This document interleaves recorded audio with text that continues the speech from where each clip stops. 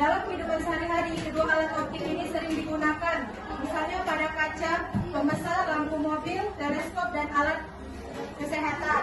Pada presentasi ini, kami akan membahas pengertian, sifat, bayangan, cara kerja, serta contoh penerapan lensa cembung dan cermin cembung dalam kehidupan sehari-hari. Semoga presentasi kami dapat menambah pemahaman teman-teman semua. Selamat menyimak materi yang akan disampaikan oleh Winda.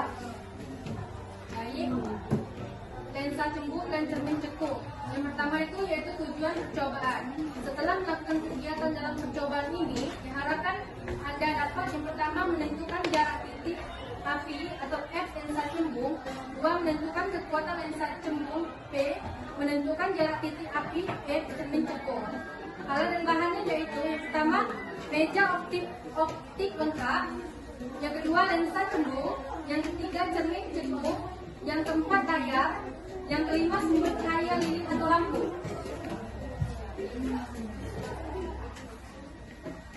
Baik, langsung saja ke prosedur percobaan lensa cembung dan cermin cembung. A. Susunkan lensa pada dudukannya dan letakkan di antara layar dan sumber cahaya.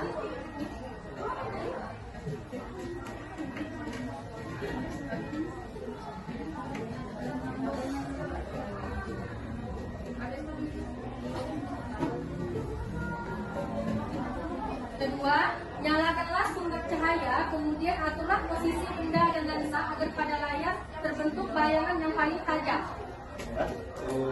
Lensa ini, lampu ini kami menggunakan lampu sekat tadi karena lilin di ini susah ditemukan bayangan. Yang ketiga, ukurlah jarak bentuk S dan jarak bayangan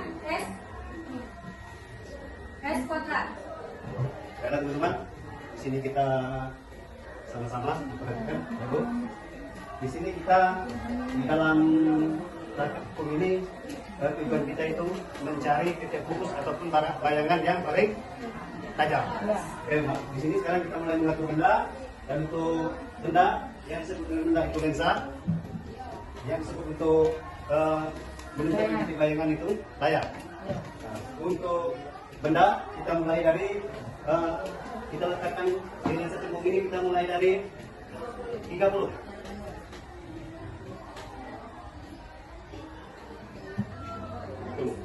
Dan sini kita lihat apakah sudah tajam belum? Yang dimaksud dengan tajam itu berbentuk bulat sempurna. Nah, apakah belum? Maka kita sekarang kita geser untuk mencari bayangan yang pas. Kita geser.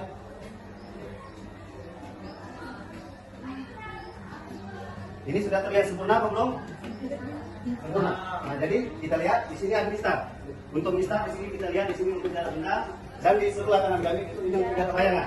Dan sekarang kita lihat karena di mistar untuk titik benda tadi kita lihat itu di angka 30, dan untuk bayangan kita sama-sama setelah kita geser kita lihat di angka berapa mendapat bayangan yang sempurna. Di sini terlihat di angka 15. Tulis untuk yang pertama 1. Jarak bayangan itu lebih kurang dari 15.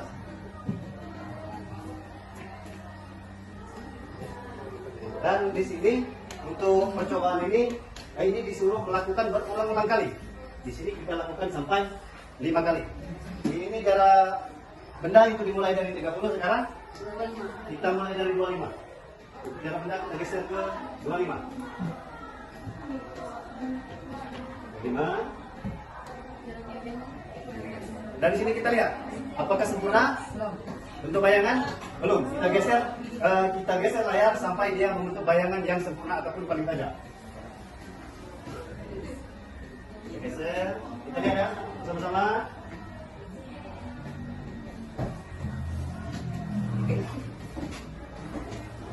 Apakah sudah terlihat bentuk bayangan yang sempurna?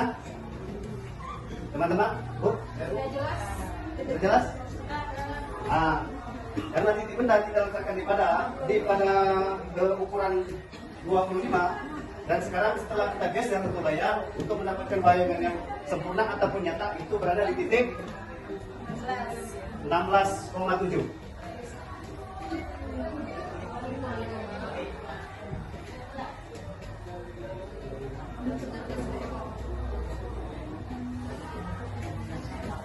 Dan untuk selanjutnya kita lakukan percobaan lagi. Jarak benda ini kita atur di angka 20. Dan kita lihat apakah masih sama di 16,7 tadi. Dia masih sempurna atau belum untuk bayangan? Belum. Baiklah, kita geser sekarang.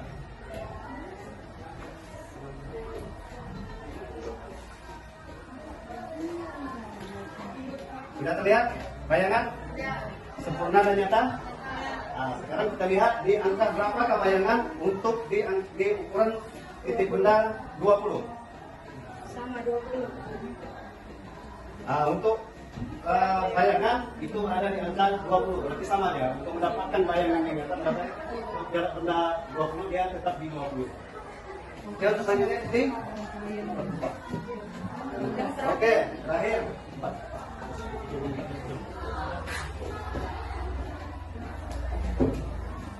Oke, yang terakhir kita akan melakukan percobaan titik benda kita atur di jarak 15.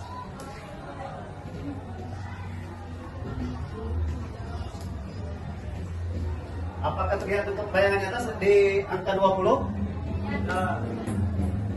Bulat sempurna belum kan? Jadi sekarang kita geser di angka berapa yang akan mendapatkan bayangan yang nyata? Tuh.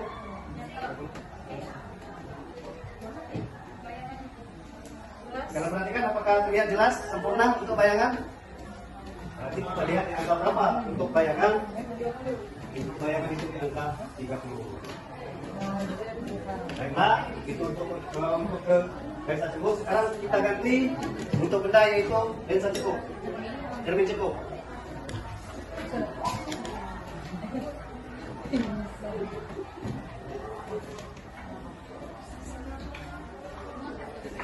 Untuk cermin cekung ini kita samakan dengan lensa cekung. Kita titik benda itu kita mulai dari 30.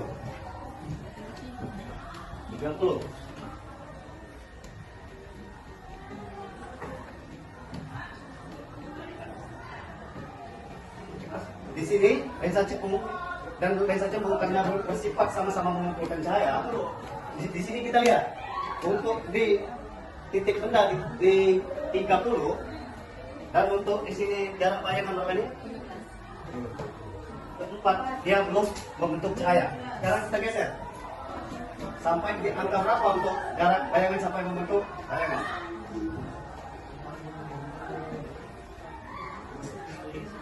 Nah, sampai di titik 15. Nah, sekarang kita lihat dari titik 1 dia belum membentuk bayangan untuk bisa cukup. Setelah digeser sampai ke titik 15 dia baru membentukkan cahaya ataupun bayangan. Nah, itu untuk bisa cukup 15. Sekarang kita lakukan ke cermin cukup. Apa namanya? 22. Selanjutnya 25.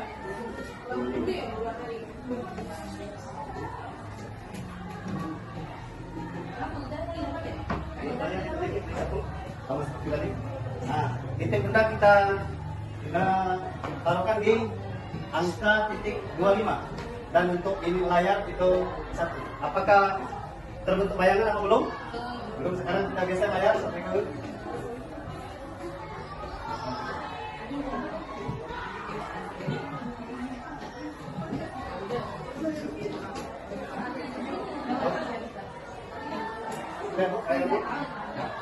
sekarang dari 1 belum terbentuk bayangan dan setelah digeser sampai ke angka berapa kalian membentuk bayangan atau membentuk bayangan sampai di angka 16,7 juga.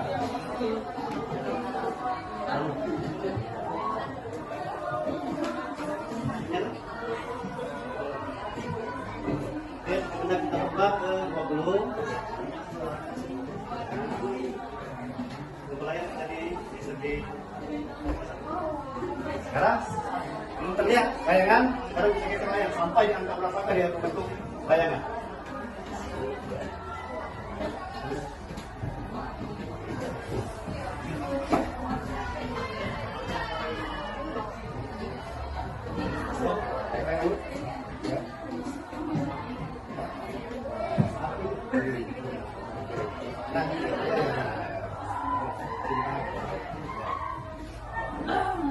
Sudah terlihat bayangan?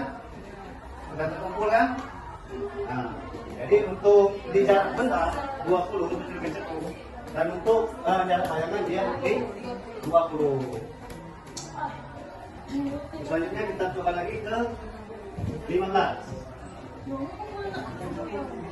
Jarak benda kita lihat di titik, dikasih di jarak benda 15. Dan ini layar kita, ini kita lihat belum ada bentuk bayangan. Sekarang kita geser lagi layar. Sampai jam berapa dari bentuk bayangan.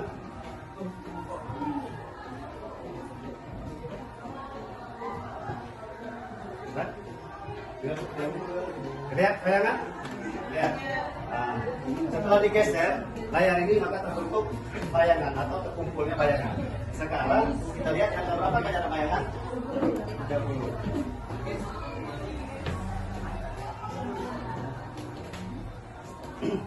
Baiklah, kesimpulannya, kenapa hasil ini sama antara lensa cekung dan cermin cekung? Karena sifat cermin cekung dan lensa cekung ini tujuannya itu sama-sama mengumpulkan cahaya yang nyata. Baik, nah sekarang kita hitung, kita pakai rumus optik. Dirumuskan.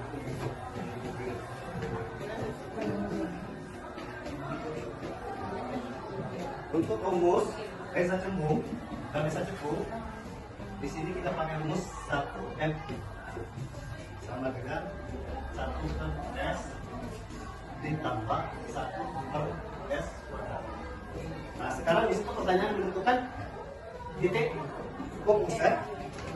F itu berarti titik fokus. Sekarang itu kita mencari titik fokus. Untuk rumus titik fokus itu kita akan menggunakan F sama dengan S kali S 1 S ditambah S plus 1. Sekarang kita tentukan, karena di sini jarak benda dan bayangan sudah kita temukan. Sekarang kita masukkan S adalah jarak benda, jadi 30. Dan untuk jarak bayangan di sini kita sudah tahu itu 15 dikali 15. Sama di sini kita lihat juga jarak bayangan 30. Bayangan 30 di sini berubah jadi positif. No. 30. 15. No, jangan no. Nah, sekarang kita kalikan 30 kali 15 sama dengan 450. Lagi 30 tambah 15 sama dengan 40. Jadi ya 5. 450 bagi 45 berarti 10 cm untuk ini untuk karena di sini untuk seluruh jarak layar untuk itu titik fokus yang menggunakan yaitu 10 untuk sama dengan 10 cm. Sekarang sudah ketemu rumus titik fokus. Sekarang kita akan menentukan S kuadrat, yaitu titik bayangan. Sekarang kita coba beri contoh satu untuk mencari bayangan. Untuk rumus kita pakai ini. Nah, 1 per F sama dengan 1 per S ditambah 1 per S kuadrat. Kitanya di sini adalah jarak bayangan. Sekarang kita rumuskan 1 per F. 1 per F. Nah, kita tahu untuk F1 per M berarti sama dengan 1 per M ini 1 per 10 ya, 1 per 10 dikurang 1 jarak benda per 30 sama dengan sini 10 bagi 3 kan? 3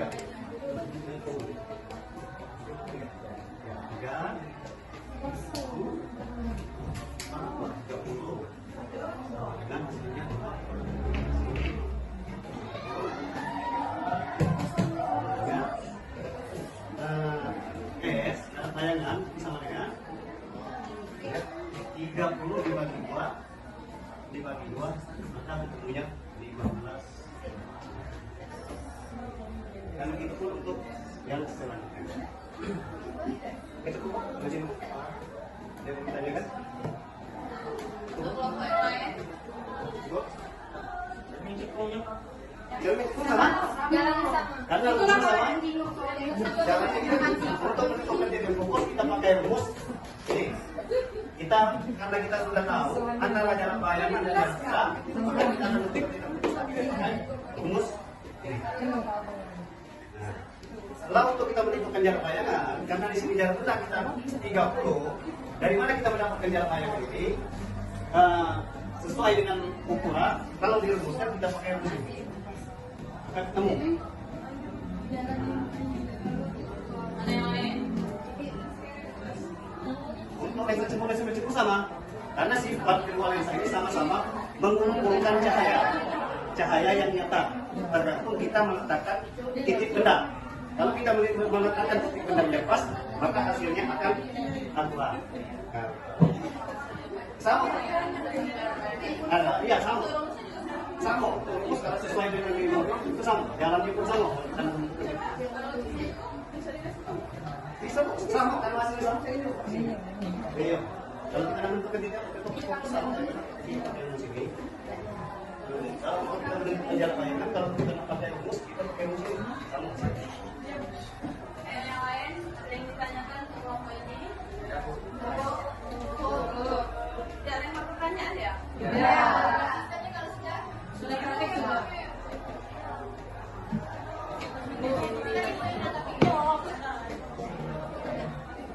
Jadi kesimpulannya yaitu lensa jumbo dapat mengumpulkan cahaya dan menghasilkan bayangan yang berbeda tergantung letak benda, sedangkan cermin cekung mengantarkan cahaya ke satu titik fokus dan banyak dimanfaatkan dalam berbagai alat optik.